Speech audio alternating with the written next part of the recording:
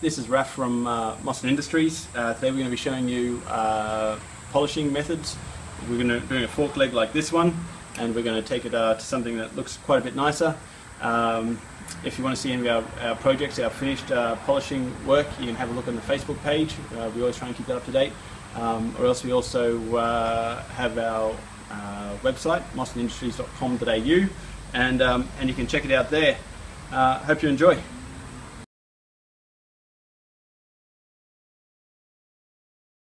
Alright, so a few people have asked me about polishing.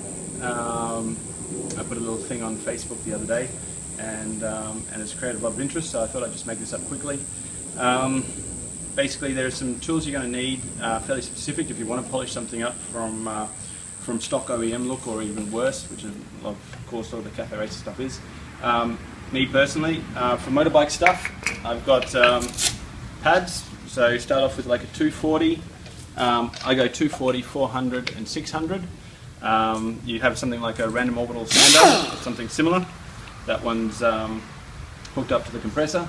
You'll also need something to actually do the polishing when you get ready for that. So basically I'll take you through the stages. The first stage is 240, second stage 400, third stage is 600 grit, and then the fourth and fifth are on the polisher. One's actually a linisher, one's a sisal. The sisals are really like a rough disc, and then finally the polisher. So people think you can just go and polish something straight up from as it is. It's a bit more complicated than that. But with the right tools and a bit of time and hard work, you can do it no worries. So look, for me, I like the 3-inch. If you happen to have a Blue Point 3-inch or something like that, especially for motorbike stuff, it's pretty handy. Gets into the small things and is big enough to handle some of the bigger jobs you might want to do, like engine covers, that kind of thing. So look, I'll show you. Here's an example of, this is actually a CB, which I haven't touched yet. So you can see the sort of quality. It's got quite a few marks in it. They're quite deep. With something as far as some of these gouge marks, I might even go with a 120 to start off with. But at 240 will do it. Given enough time. So unfortunately, this I've gone one step further, because this is an SR one that I started on last night just quickly. You can see that some of the marks are still there. Some of the stuff hasn't been done at all down the bottom. So yeah, you see I've just started using the 240. So basically, just might as well show you.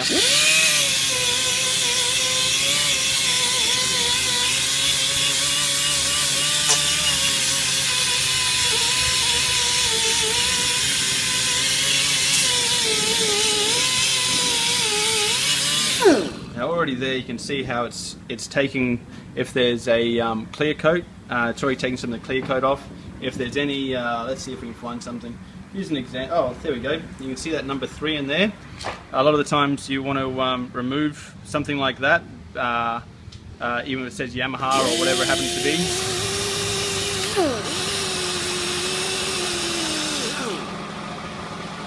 So you can see that that removed that quite nicely, and that was with 240 grit. So what I'll do is I'll stop the video now as I remove this little white dog from between my legs, and get into the rest of it, and I'll come back to you with some 400 grit and show you how it goes from there. So look, that's the 240 done. You can see that there's a few spots I've missed out on, a few spots I don't really care about. For instance, along here, obviously you're going to have a cap over it, so save your time and effort. Don't bother doing stuff like that. The outside is especially important. You'll see that. I've missed a little bit in there just because I've only got this little machine out for this demonstration. But you can use a Dremel or another attachment like that to get into really tight spots. But this, I mean, that goes to show you what can be achieved. Now that's with a 240. Now I'm going to go up to a 400. This is in itself a 2-stage process, because I'll do it dry, which means literally just like that, and then I'll put a bit of grease on there and go over it again just to get a slightly smoother finish, and it's just more of the same. Now I probably should have mentioned as well before you start, if you've got a clear coating is fine, but if you've got like a powder coat or something like that, sometimes it's a bit too much of a pain in the ass to to be running over it with 240, so you might want to look at getting it bead blasted or even paint stripper. That's an option, and then go on to this process. If you do that, yeah, just make sure that you're totally happy with where you're at before you go down to the next grade, because if you've got if you've got a bit of a gash or a slit, then and you go with 240 and it's not quite gone, and you go with 400, well, it's going to take you twice as long with 400, so you might as well just keep going with the 240 till you get a spot on. So I'm going to start on with the 400 now, and I'm going to stop the video, and hey presto, next time you see me, we'll pretty much be halfway through the process.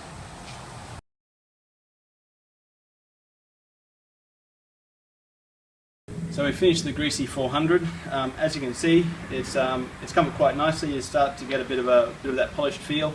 Before I go any further, we'll talk about your obvious workplace and health and safety things. Respirator is a good idea, especially if you're dealing with paint. What else? Things like, obviously, if it's spinning, gloves, eye protection, all that kind of stuff. All the standard issue. Other things you'll need, obviously, is something that will handle your sandpaper. In my case, I use a 3-inch disc. I'll probably go through 4 or 5 of each pad. So 5 lots of 600, 5 lots of 400, 5 lots of 240. When you're doing the greasy stuff, it's a good idea to have a rag, just so you can you'd really want just the smallest amount of grease on there, and it allows you just to take that down. So that's, yeah, if you get too much, it just makes the job messy. You don't need it. As far as the compressor goes, I think the one we're using here is a 13 CFM. That's probably average for the sort of work you want to do. I normally use a 17 CFM, or obviously a 3-phase if you've got the workshop and the time and space. All right, so I'm going to do a dry 600 now, then a greasy 600.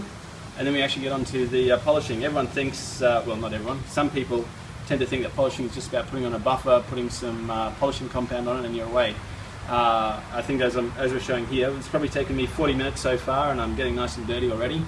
But there's a lot more involved to getting a really nice finish, and which hopefully is what we'll have at the end of this. So we'll go from there.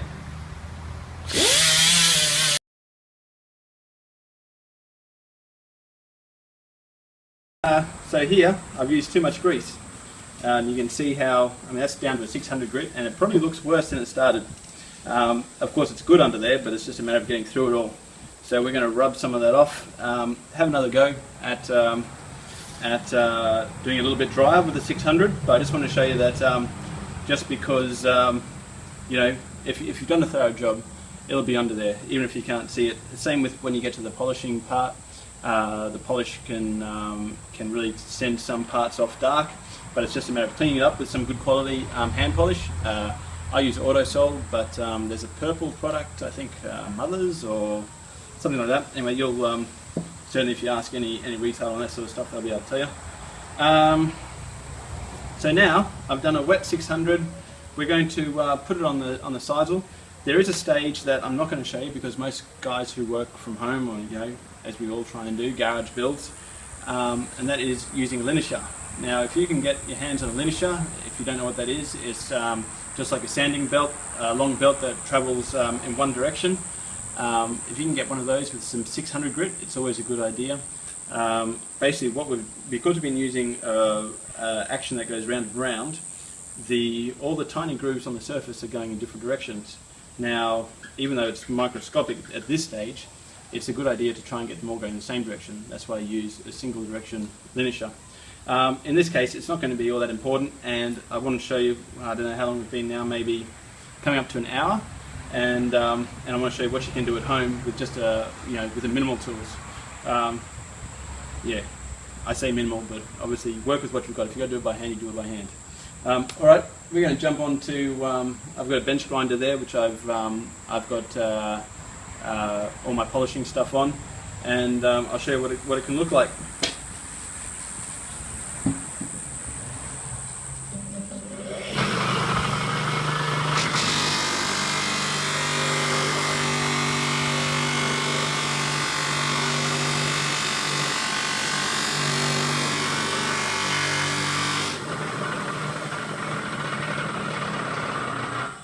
this in the sun, you'll start seeing how it's starting to come up. I mean, there's chrome obviously.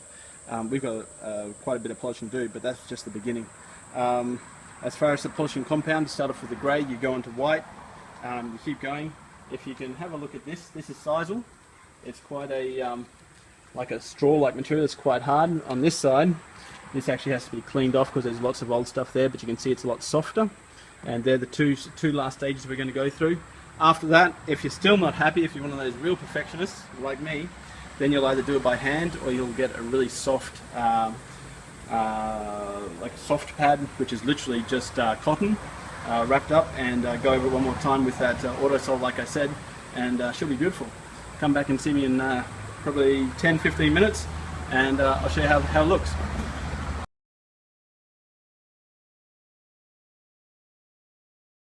Okay, this is what I'm talking about. You can see you've got some of the, I mean that's just after the sisal, so it's really starting to come together now. It's looking good, but you can see some of the sort of grey marks where the polish is on there, the cutting compound. Doesn't matter, you can see that it almost rubs off. So, yeah, we've gone around, we've done all the edges, it's come out really nicely. The other thing is I'm doing this with the fork leg in situ. Don't necessarily have to do that. In fact, I prefer to do it when they're all on their own. But in this case, I just thought I'd show you because we're only doing a quick demonstration. But yeah, it's being a lot lighter when it's cut in half, when it's split. I'm just going to put it on the actual polisher now. So this is a stage that most people think you go straight to. But as you can see, that's over an hour's worth of work. Put it on the polisher. Let's get it properly cleaned up and yeah, glistening. All right, talk soon.